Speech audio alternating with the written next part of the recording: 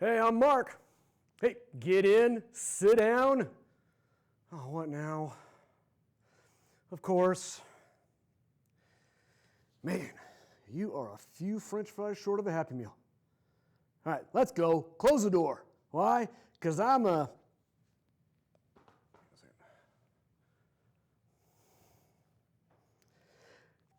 history teacher, and I'm going rogue.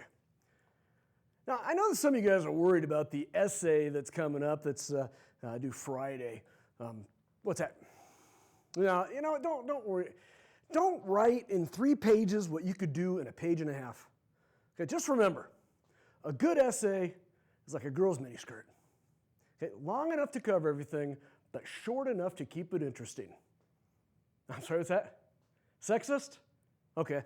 Ladies, a good essay is like shopping. Margaret Brown's husband, J.J. Brown, made his millions striking gold after striking gold in Leadville, Colorado. Sharing in his riches, Margaret moved to Denver because she wanted to be part of Denver's high society. No, not that society. College guy. Yes, that high society. Taking part in numerous philanthropical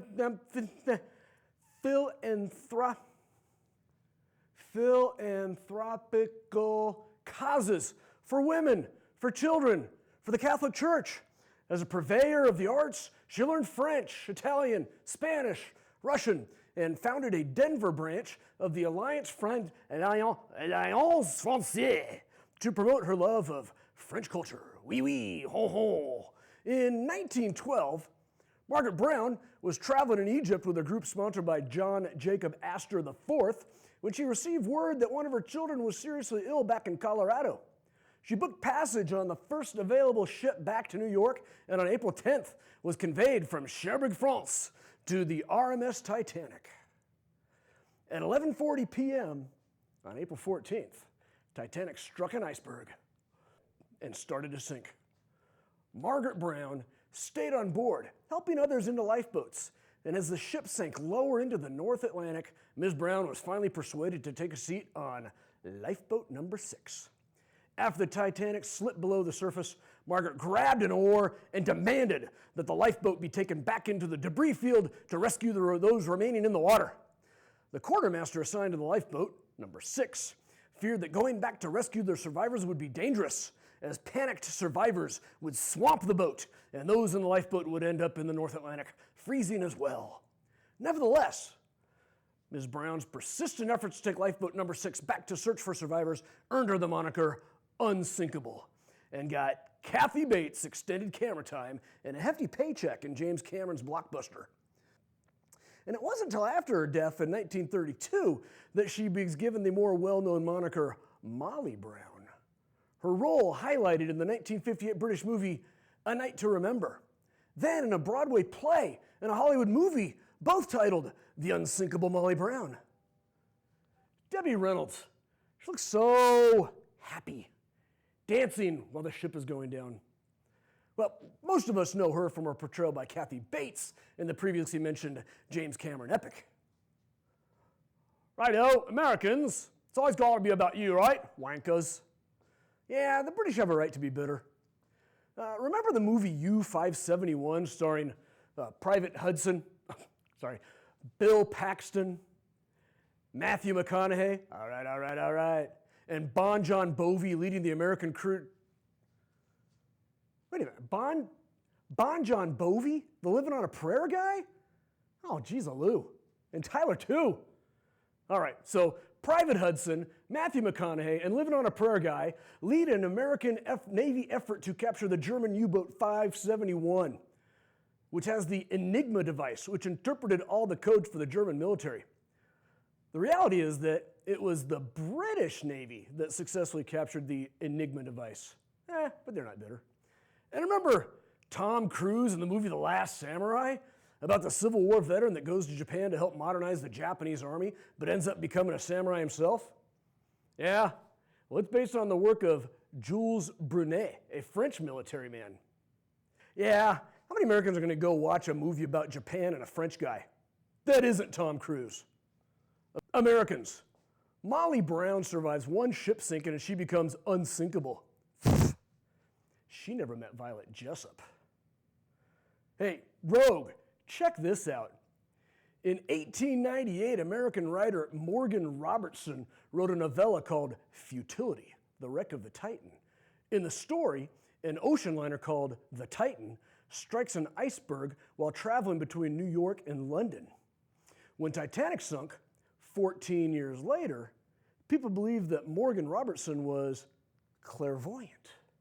A few thought maybe he was a time traveler. Let's find out why.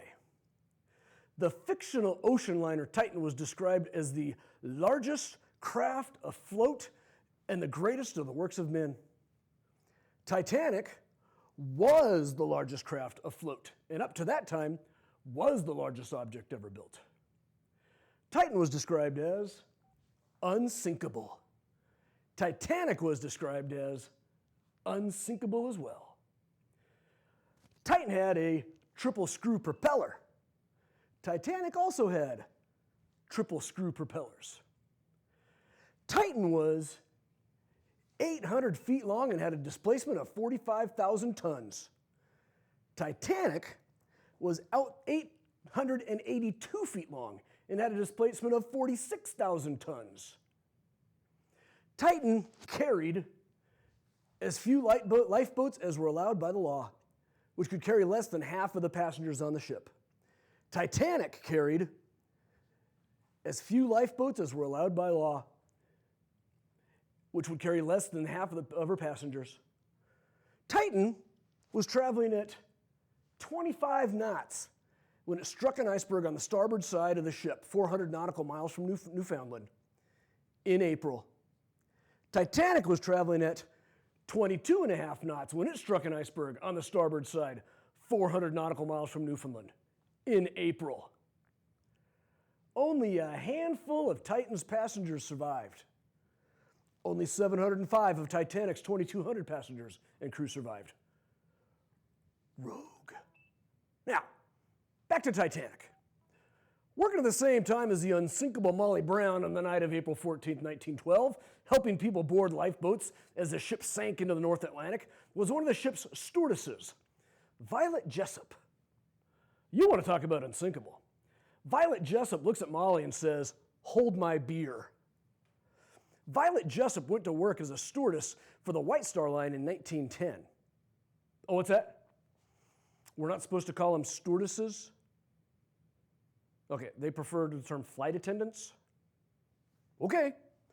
So at the same time that Violet Jessop begins working, the White Star Line began construction of 3 sister ships, the greatest and most luxurious ships in the world: the Pina, the Nina, and the Santa Maria. I'm sorry, those are Columbus's ships. Titanic, Olympic, and Britannic.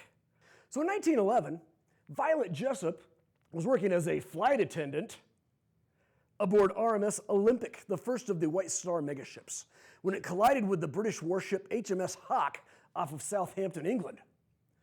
There were no fatalities, but both ships were forced to limp back to their respective harbors. Oh, RMS? RMS, that's a Royal Merchant Ship. It designates a British civilian ship. HMS is Her Majesty's ship, which designates a British military ship. Okay, finally, a good question, thank you. In the meantime, White Star Line went to work building a sister ship to the Olympic, which they called Titanic. In reality, it was 3,000 Irishmen that built Titanic, being paid about $5 a day.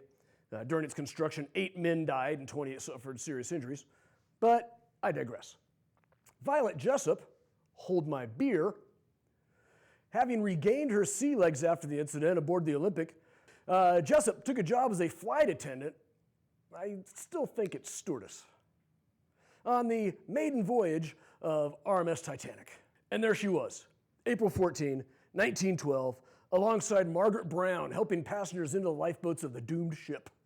As the situation worsened, she was ordered into a lifeboat and handed a baby as the boat was being lowered. At a safe distance, she watched in horror as the ship slipped under the surface of the North Atlantic. So at this point, you might think that Ms. Jessop has had it with the water. She works on 2 ships. Both of them end up in horrible accidents. You would think wrong, though. It is 4 years later, and World War I is raging. Violet Jessop takes a job as a nurse on HMS Britannic. Britannic was the 3rd sister of Titanic and Olympic and had been converted into a hospital ship. On November 21st, 1916, an explosion rocked the ship, which sank into the Aegean Sea, but not before most of those on board could get into lifeboats. Violet Jessop was forced to jump from her lifeboat as the ship's propellers continued spinning, sucking the lighter lifeboats under the stern, and then was pulled into the safety of another lifeboat. She's like Moana. I mean, if she was pasty and European. Every time the rock pushes her into the water, she shows up back on the ship. Jessop earned the nickname Miss Unsinkable after surviving the wreckage of all 3 of the White Star sister ships.